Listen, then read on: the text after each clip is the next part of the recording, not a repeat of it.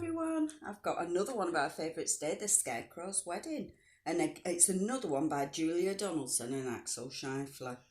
You see lots of good little details in the pictures. We like this one as well because he's a really naughty scarecrow, isn't there? Betty O'Barley and Harry O'Hay were scarecrows. They scared lots of crows every day. Harry loved Betty and Betty loved Harry. So Harry said, "Betty, my beauty, let's marry. Let's have a wedding, the best wedding yet, a wedding that no one will ever forget." Betty agreed, so they hugged and they kissed. Then Betty said, "Harry dear, let's make a list." We know what a list looks like, don't we? It's when all the writing goes underneath each other like that. "Just as you say," answered Harry O'Hay. So they wrote down the things they would need on the day. A dress of white feathers, a necklace of shells, lots of pink flowers, 2 rings and some bells. Then Harry gave Betty O'Barley his arm and the scarecrows set off on a hunt round the farm and look for all the things on their list. They hadn't gone far when they spotted some geese. "Oh, geese, if you'll each give us a feather apiece, you can come to our wedding, the best wedding yet, a wedding that no one will ever forget." Oh, can you see these little geese? Does anybody know what little geese are called? See if you can find out. "We will," honked the geese, and they each gave a feather. A spider friend offered to sew them together. "Hooray!" cried the scarecrows. They hugged and they kissed. And they hurried back home and crossed dress off their list.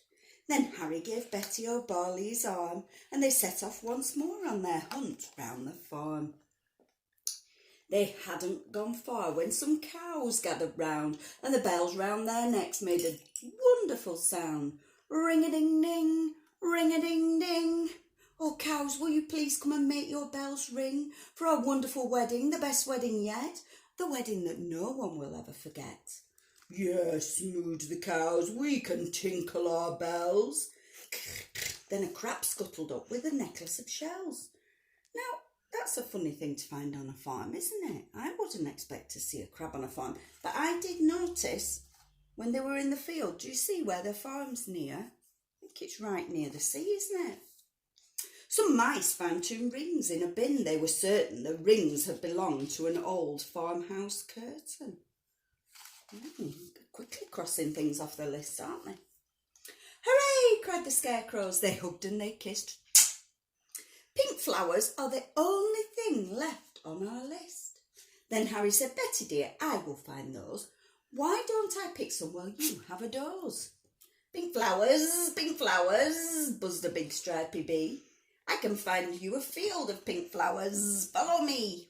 So the bee led the way and they travelled for hours till they came to a field full of pretty pink flowers. Do you like those, Neo? They don't smell like real ones, do they? Harry stood thinking, "I won't pick them yet. I'll need to find water to keep their stalks wet." If he just picks them, they will die, won't they? He needs to keep them alive for the wedding. "Just follow me," croaked a lumpy old toad. "There's a lovely wet pool at the top of this road." They climbed up the road. It was terribly steep. It's going up and up and up and up and up. "I'm tired," said the toad. So they stopped for a sleep. Look, it's not even daytime anymore. I can see on this picture that there are lots and lots of nocturnal animals. We know what nocturnal means, don't we? Can you remember? See if you can find them and tell somebody what they are. Next morning they came to the pond. "This water," said Harry, "is beautifully cool." Also they came to the pool, and cool, they're the rhyming words, aren't they? "But now I need something to carry it in, a jug or a vase or a cup or a tin." "I think I can help," said a small swirly snail. "I'll show you a way to a very fine pail." A pail is just a posh name for a bucket. So the snail and the scarecrow set off on their way, but the snail was so slow it took more than a day. Look, it's going night time again.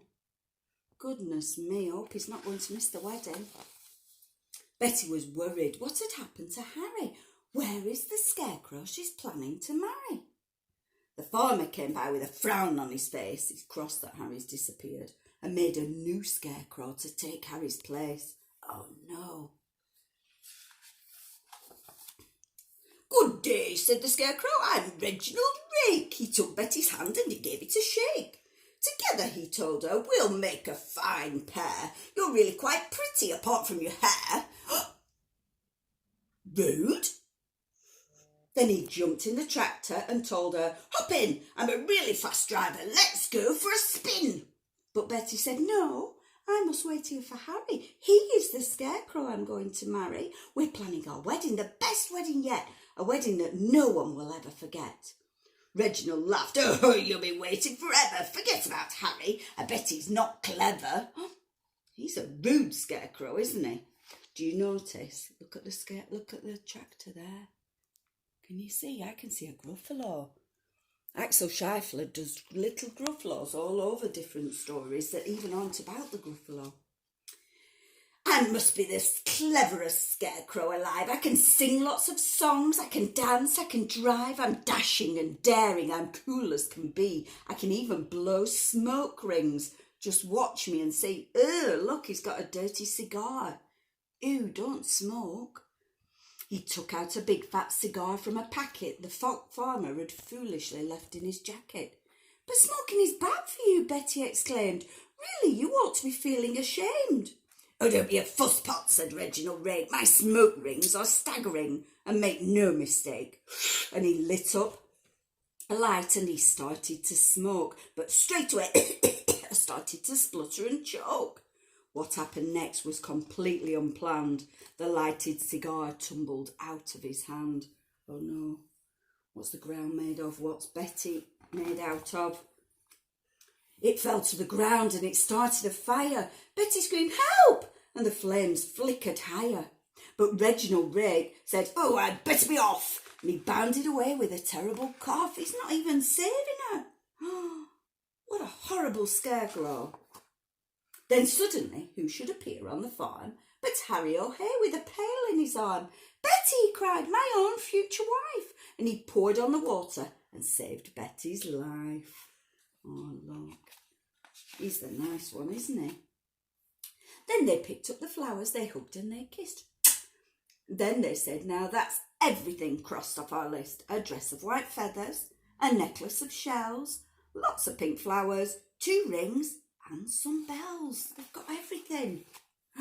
So Betty O'Barley and Harry O'Hare wed one another the very next day. And everyone, even the snail who was late, where is he? Let's see if we can find him. Oh, there he is. Said, "Don't they look happy and don't they look great?" This they agreed as they sprinkled confetti on Harry O'Hare and his beautiful Betty. "Is the best wedding ever, the best wedding yet, the wedding that no one would ever forget." And everybody out of the stories made it to the wedding. Apart from horrible Reginald Rake, he wasn't nice, was he? Don't like him. The Scarecrow's wedding.